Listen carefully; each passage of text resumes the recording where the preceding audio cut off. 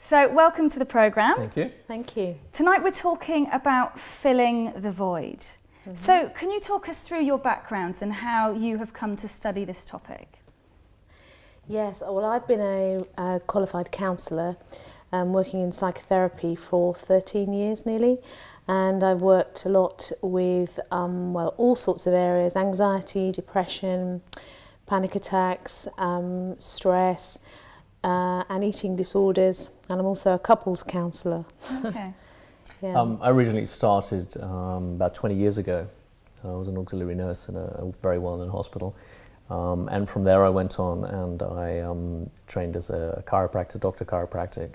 Also I looked at the fact that you need an emotional component, so I trained as a hypnotherapist.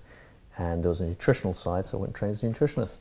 Okay, so, quite broad. Yeah, so I combined them. So you've got, if you combine them, you deal with the emotional, the chemical, and the physical side. So I thought really to be treating not symptoms, but the real problem, that's what you need.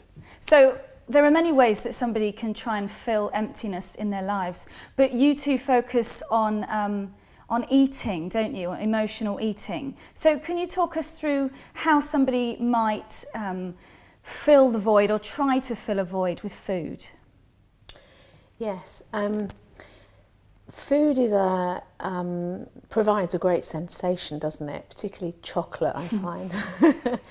And when I've worked with people who have struggled with food, whether they are either anorexic, bulimic, or whether they binge eat, which is another growing epidemic, sadly, in this country, what happens is that when they actually taste the food and enjoy the food, they often don't actually feel other stuff that's going on in their life in that moment. So they're so much in the moment enjoying the food and thinking about what they're going to eat next or what's in the fridge or what they're cooking later. They can forget their problems, basically. Some people use food, but other people can use alcohol, can use drugs. Women can use shopping. Yeah.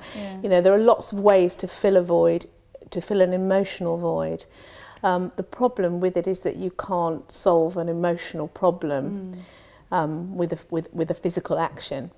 It really needs to be, the void needs to be talked about properly. So from your perspective then, is there a chemical reaction that happens when somebody's eating? There is. Yeah. I mean, one of the things that happens is I ask people, why do you wake up, so early in the morning? Because it's something they always ask me.